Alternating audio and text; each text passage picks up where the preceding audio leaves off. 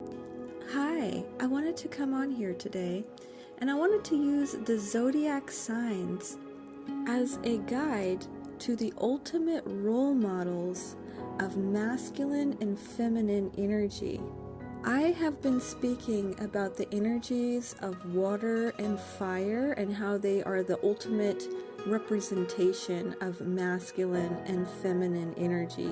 They are the most feminine, the most masculine energies that there are, and so they beautifully explain this.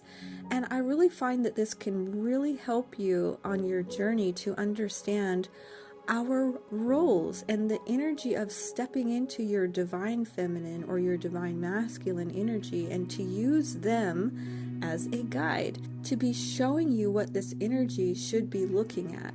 If you're the divine feminine, you can use the energy of this ultimate fire sign as a guide to gauge what the divine masculine should look like when they're showing up for you, and also what your energy should be in this dynamic as well. Now, I love talking about the zodiac signs. I really do. I love the zodiac. I love astrology in this way. It is just so beautiful. And I love all the different zodiac signs and all the energies they portray. But I do realize that a lot of people get very triggered when I talk about the zodiac signs, because people get offended.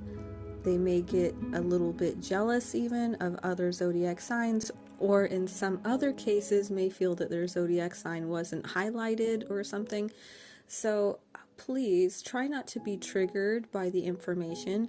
We need all of the zodiac signs to make a whole, and they are all needed, they're all valuable, and we should try to see them as energies that are necessary for everybody. We all need to actually embody all of the energies of the zodiac in order to be whole. It's a whole system.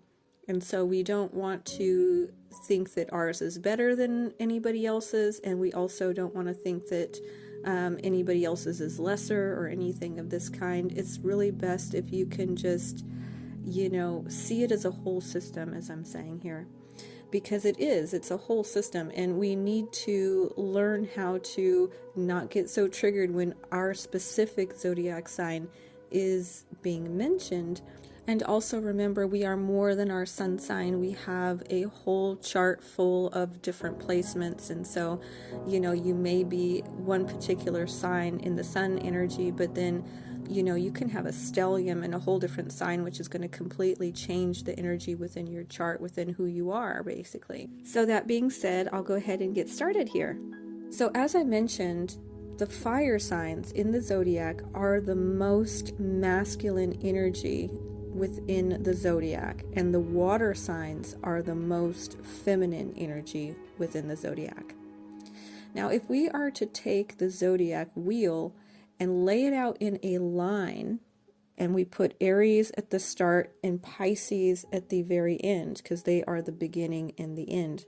Even though it's a cycle in a wheel, if we lay it out flat like this is really helpful to understand this. Now, Aries is the first sign of the zodiac. It's a fire sign, and it is actually the most masculine sign in all of the zodiac. They are the most polarized in the masculine energy. So the Aries energy and the Aries zodiac is the ultimate role model for masculines. This is the most dynamic divine masculine energy that you could possibly have in the zodiac when it's operating from its highest and light side of the polarities, because every sign has a light side and a dark side, a shadow, if you will. And in this case, when they are fully operating from their divine nature, they are the ultimate role model for the divine masculines, like I said. And then at the very end of the zodiac, the final zodiac sign is Pisces. And Pisces is the most polarized within the feminine polarity. Pisces is the most feminine sign of the zodiac.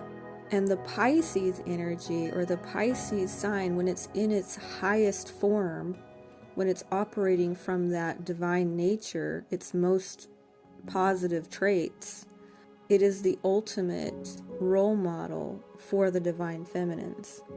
Both Aries and Pisces have all of the energy of the masculine or the feminine polarity fully encompassed within them. They are the most. They have all of the traits. Where you will see that next up for the fire signs would be Leo. Leo is represented by the sun. This is very masculine energy as well. So the two most masculine signs are both Aries and Leo. So if you were to put those two together, if you will, that would make the most masculine energy, those two signs right there. And then Sagittarius as well. Sagittarius is almost has a little bit of an air energy to it, but it, is still a masculine, it's still a fire sign, but not like Leo and not like Aries. Aries and Leo are the most masculine signs of the zodiac. And then with the water signs, Cancer would be the second most feminine sign within the zodiac. It's ruled by the moon. It's a feminine sign. It's known as being the mother.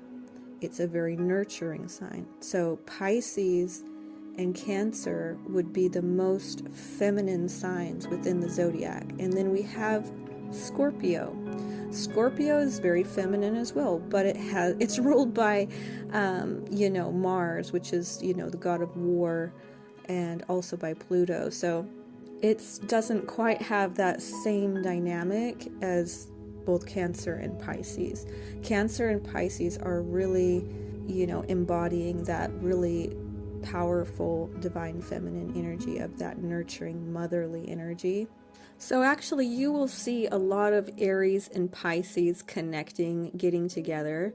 So I wouldn't be surprised if there are a lot of twin flames who are in this dynamic of Aries and Pisces, because this is very powerful. I'm a Pisces myself, and I have encountered many Aries. Many Aries will come towards the Pisces because of this natural duality, this natural connection that they both have. So Aries and Pisces have a very strong connection.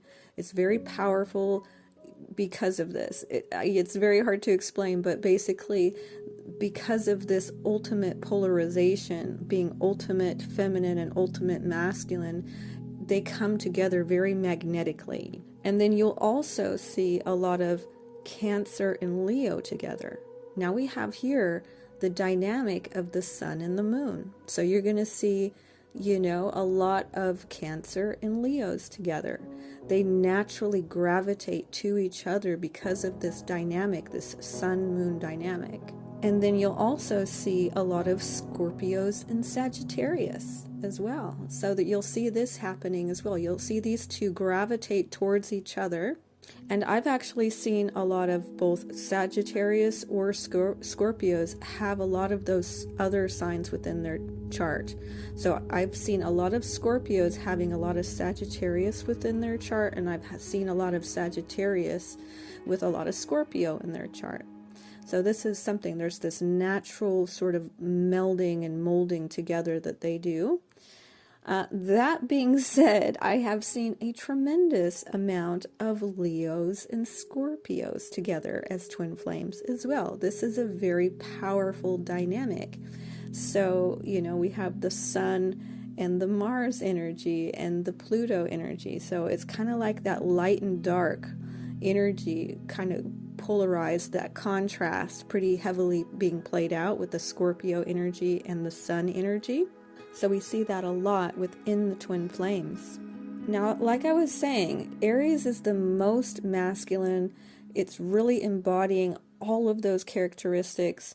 They are honest, bold, ambitious, warm, passionate, confident. They're very vibrant and courageous. They're very impulsive, and they're powerful leaders. They're very assertive and very adventurous. So that's like all of those energies. All of that energy is contained within the Aries sign, that Aries energy. So you will find that Aries, when they come at you, they will just keep coming for you. They do not, once they set their eyes on someone, they just keep going towards them very confidently. They're very courageous, very ambitious and bold. They'll come straight at you. You know, they have no hesitation. They don't hesitate. They go straight for you. They're very confident, like I said. They're very assertive. You know, they go for what they want without any hesitation. You know, they're just kind of impulsive almost about it. They don't hold back, basically. And then we have, you know, Leos are known for being very generous and creative and loyal. They're very protective. They have lots of charisma and they're very loving. So again, this is another aspect of that divine masculine energy. And this is the second runner-up of that masculine energy. And then we have Sagittarius, okay? Sagittarius, you know, also is embodying that divine masculine energy. They're very optimistic. They're like the philosopher, so they're very wise. They are very energetic. They got plenty of energy, right? They're idealistic.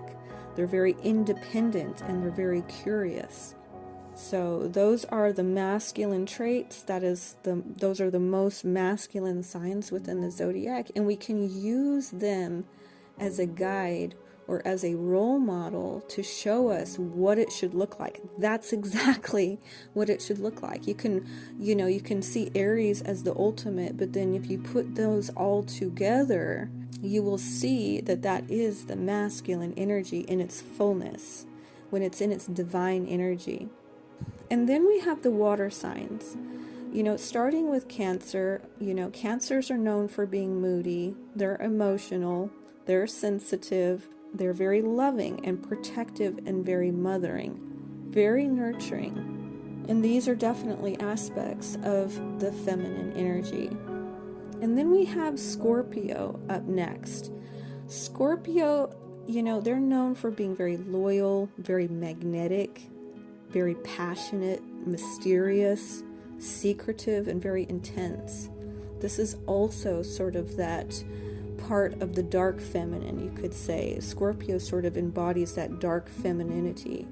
And then we have Pisces. Pisces are known for being very empathetic, very compassionate. You know, creativity is off the charts. They're very emotional, very romantic, intuitive, the most intuitive. They have a natural spirituality to them. They're known for having a big heart, being adaptable, generous, loving to please and help others, being very mystical and imaginative. So that is the feminine energy, which can be as a guide or a role model of what the divine feminine energy should look like. That's what it should look like when it's in its divine energy. Another thing to mention here is that Mars, who is Aries, right? The god Aries, who's the god of war. And this is this masculine energy. This is the warrior. This is the hero. And, like I said, they have all of these characteristics of being honest and bold and passionate and confident and courageous and powerful leaders and assertive and adventurous. This is the ultimate masculine. And although, like I said, Scorpio is ruled by Mars as well, they have a different dynamic, okay? Scorpios are at war with themselves, okay? They also are ruled by Pluto, which is, Hades. It's death and hell and all of that. That's a whole nother story. But Aries is at war with others. They are the hero, okay? They're not at war with themselves. They're at war with others. So their energy is different. It's not an internal war like the feminine. The feminine is always internal. Well, the masculine energy, everything's outward, okay? They're fighting on the outside, the warrior. Aries and Venus, right? So those two are the opposites. Typically, this would be Libra, the birth of Venus, right? We have that whole thing there where we have the birth of Venus and the goddess, right? The goddess Aphrodite, that's ruled by that as well. Well, you would think then that that would be the most feminine sign, that you would think Libra would be. But it's not, because actually Pisces is that energy. In fact, Venus is exalted in Pisces because of this, because of Pisces' ultimate femininity, this ultimate watery energy. Pisces is the fish. We live in the water more than any other sign. That is our place, that's our domain. You know, Cancer is the crab. Scorpio is a scorpion. Well, Pisces is a fish. You know, we're an actual fish. We need the water. We live in it 24/7. That's our home. You know, Cancer is a different type of water. It's like the streams. It's like, you know, the rivers and the streams. You know, it's this constant changing motion and energy. Scorpios are like a lake. You know, they're a fixed sign, so it's still water. It's not moving anywhere. It stays put. You know, that's the Scorpio energy. And then Pisces is the whole ocean. And within that is the, you know, the depth of the ocean, as well as the changing tides. It's the whole thing. It's the whole ocean. So this is why Pisces really embodies that energy of that Aphrodite, of that goddess of love. The Pisces energy has the most unconditional love, the agape love, the godly love. They are the final zodiac sign, and they embody all the energies of all of the rest of the zodiac. The symbol for Pisces is two fish connected by a cord. This represents one fish being in the 3D material world, and the other fish has already taken its first step into the spiritual world. They've already begun the process of crossing over, which is into the spirit world, which is why they are very psychic. This is why they are connected spiritually right from the beginning, usually, of their lives. They have a very active crown right from the beginning. And Aries, on the other hand, is that fresh start. It's the first bold move and the first action that is taken in creation. Boom, here comes Aries. They have a very active root chakra right from the beginning themselves, too. This is where we have that polarization again. We have the crown chakra within the Pisces being active, and the Aries energy being that dynamic first energy to break loose and to come out very dynamically and boldly, and really harnessing that energy of the root chakra in its fullness right from the get-go. So if your masculine on this journey is either an Aries, a Leo, or a Sagittarius, there's a good potential for your journey to go a lot quicker, because these energies are already equipped and already embodying that very masculine energy, and they will come towards you more dynamically, more consistently, like that fire energy does. It will move mountains. It will do whatever is necessary. It will keep coming at you, basically. That's what the masculine energy should be doing.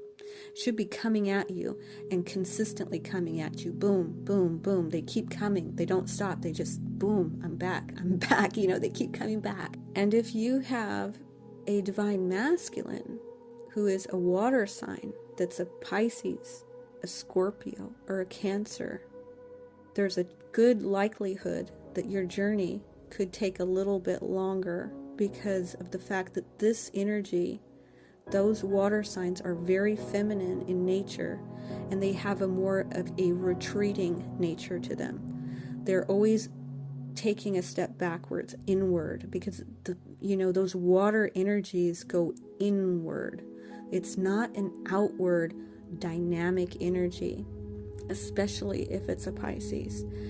And a Cancer would be the next one. And then Scorpio, Scorpios will come at you pretty dynamically because of that Mars energy. They have that sort of they're almost like a fire sign in some regards because of that. They have this fiery, passionate, come at you nature, but it's still a feminine sign. It will still retreat and sort of cut off from that at times as well.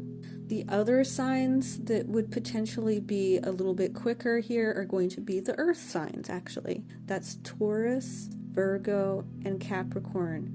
These energies here, although they are feminine in nature, they are also a consistent energy. They're very solid. They will keep moving things forward. They're very patient, but they will move things forward a lot more than the water signs. The water signs are a retreating energy. They typically aren't the ones to be pushing out as much as both the fire and the earth signs. Then the air signs would be the next one. Now the air signs, they are, they're very mental energy. So they are, they could potentially get stuck in their head and not take action because they can be, replaying things over in their mind over and over without actually taking action. The earth energy is very consistent, it's very patient, and it's all about making things solid, right? So we say that the masculine is the physical leader. They're the ones that make this thing solid. That's earth energy, actually. Earth energy will make things solid. They want solid commitment. They want solid action, and they will consistently move towards their goal. They'll consistently do that. Whereas, like I'm saying, the air energy, it's kind of more of this flowy energy. It can get stuck in its head. It's very mental, and it may not take direct action like an earth sign, to be honest with you here. Fire and air together are very beneficial because they affect each other in a positive way. This is why those energies go really well together, fire and air. And then water and earth also go very well together because of this dynamic as well, where it's a mutual give and take. It's a mutual give and take between these two. They naturally do this, earth and water. The earth sign is more consistently moving towards the water, making it solid, and the water sign sort of provides what the earth needs, which is that emotional connection, that emotion of the ocean, right? And then the fire and the air, they have this beautiful dynamic as well, where the energy of air really empowers the fire energy, doesn't it? It's sort of, it brings life to it, basically, by giving it what it needs. So there's this beautiful connection, and like I said, the fire will come towards the air signs in this dynamic and powerful way, and the air signs will just breathe lots of life into them by nourishing them in ways that they need as well. So basically, as the divine masculines are awakening, they should somewhat embody that fire energy more and more. Even if they're a water sign, they should be stepping into that fire energy. They should be stepping into that masculine energy. Like I said, we need all of this to be whole. We need to embody all of that. And so also for the feminines, maybe you're a fire sign, but you're a divine feminine.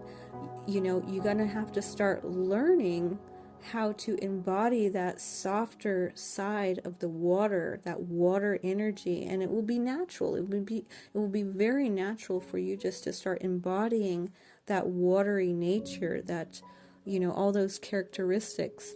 It's not wrong to be whatever sign you are. That's not what I'm saying at all. But what I'm saying is those two energies of fire and water are the ultimate role models of masculine and feminine polarity and what they look like in their fullness, basically. So, that's just something that can possibly help you on your journey if you're wondering what that looks like. What should the masculine be doing? What should it look like? What does the masculine energy even look like? That's it. have a good look, start to study Aries and study Leo and Sagittarius mainly as the masculine. Maybe you're wondering, what is the feminine's role? What do they do? Well, start to study the water signs. Study Pisces particularly. Study Cancer and study Scorpio. This is the ultimate feminine energy. This is what the divine feminine embodies in their fullness.